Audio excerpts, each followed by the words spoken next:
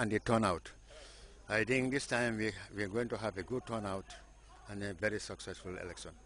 The meeting availed participants the opportunity to clear some of their doubts, while the IEC chairman called on all and sundry to properly protect their national voters' cards in order to avoid losing them.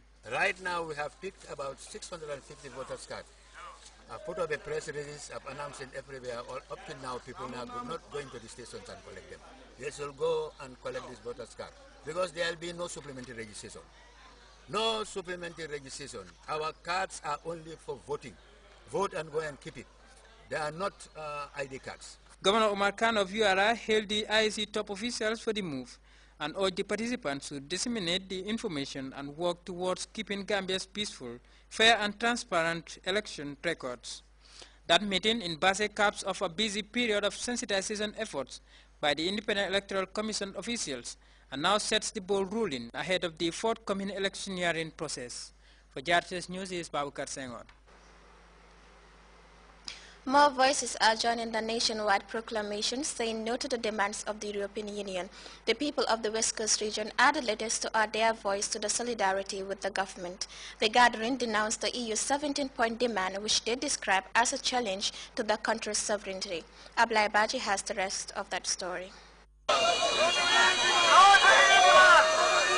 The people of West Coast region have joined the rest of the regions in a solidarity march past against the recent EU Article 8 17 points to the government of the Gambia.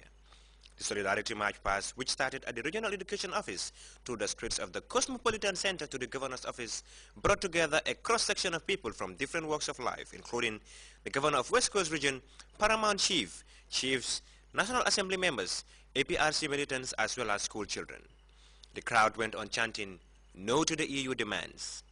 Omar Toure clearly outlined that the Gambia is a sovereign state and will never succumb to the demands of the European Union. He continued to say that this is proper for all Gambians to stand up and speak out about the demands of the EU. The Solidarity March, he believes, is to show the people of the Gambia and the world that the people of the Gambia support His Excellency the President in all his development endeavors. Gambians have voted for His Excellency the President, Sheikh Professor Al-Haji Dr. Yahya AJJ Jammeh, in that presidential elections. And today, it is imperative, it is proper for all Gambians who voted for this savior of the nation to rally behind him, to speak for him, to act for him, especially in his times of need.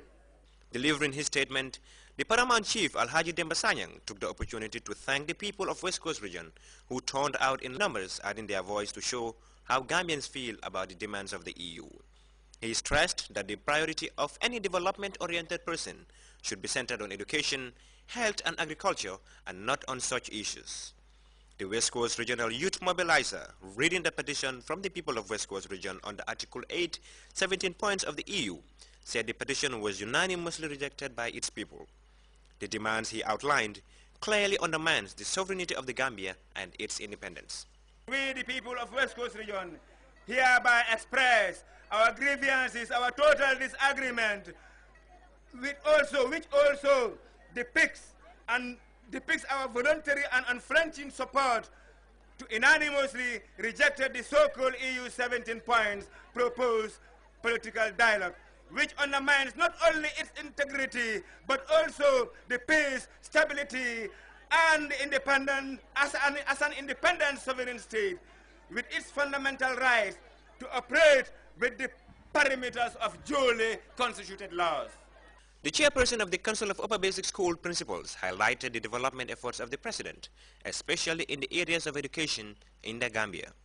For his part, the Governor of West Coast Region, Lamin Sane, seized the opportunity to thank the people who left all their schedules to take part in the Solidarity March past. The show of solidarity with government reinforces the belief that the Gambians are in total disagreement with the EU demands of Article 8.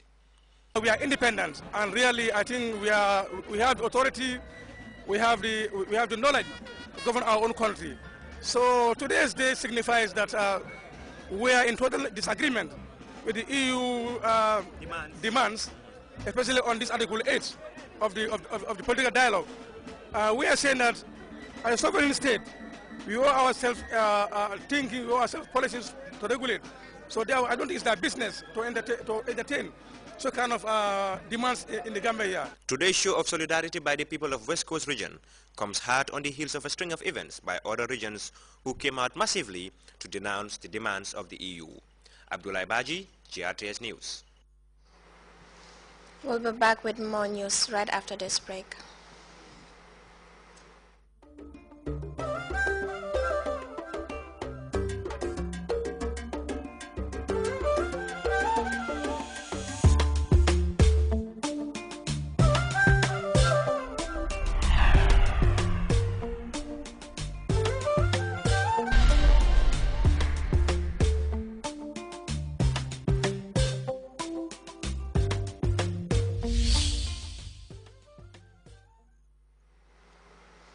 Welcome back.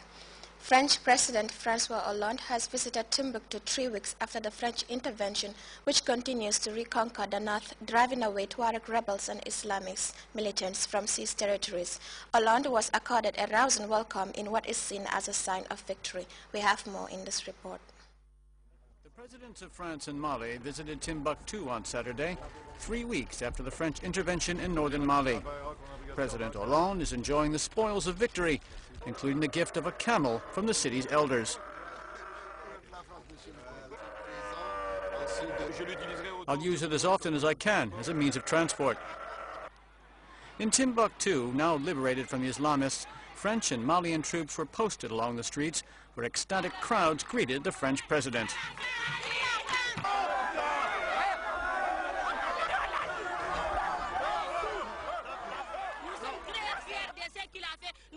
Nine months of oppression by Islamist insurgents has finally ended. But Timbuktu's residents have seen much of the city's heritage destroyed. At this center, burned by the Islamists, who condemn the thousands of ancient manuscripts contained as impious, President Hollande promised to help restore them. In the midst of his visit, President Hollande was questioned by Malian journalists who wanted to know why the French had gone into Kidal without the Malian army. The suspicion is that France wanted to protect the Tuareg rebels. President Hollande denied the accusation. No part of Mali should remain outside the authority of the legitimate Malian government. Mali's interim president said the battle is not yet over. He was counting on the continued assistance of French troops, whom he thanked for their aid. Together, we liberated Kidal, Tessalit, and together we will pursue the Islamists until the end. The French president also paid tribute to Malian troops and their prowess on the ground. However, in light of recent reports of abuses by Malian soldiers, President Hollande advised troops to be vigilant. I would also ask you to be attentive to your actions and to those of your Malian brothers, and also to the possible reprisals during the mission, and to protect civilians. The two leaders will next head to Bamako, where President Hollande is expected to turn over operations to the Malian army and the Joint African Mission, whose task will be to eliminate the pockets of Islamist rebels entrenched there. Meantime, Amnesty International is criticizing summary executions of civilians reportedly committed by the Malian army in the north of the country.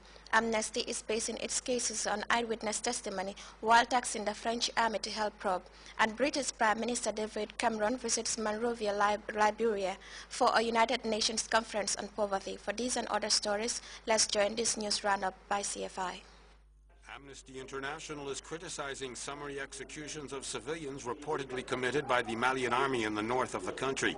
The human rights organization is basing its cases on eyewitness testimony and is also calling to task the French army concerning an air raid. In Kona, 5 civilians were killed during a bombing, but all around the site there were no radical Islamic groups. French military authorities are denying any involvement in the air raid, stating that French planes were not active in that area that day. Amnesty wants an investigation to determine if international human rights were violated. British Prime Minister David Cameron is in Monrovia, Libya, for a United Nations conference on poverty. Cameron met with Liberian President Ellen Johnson Sirleaf concerning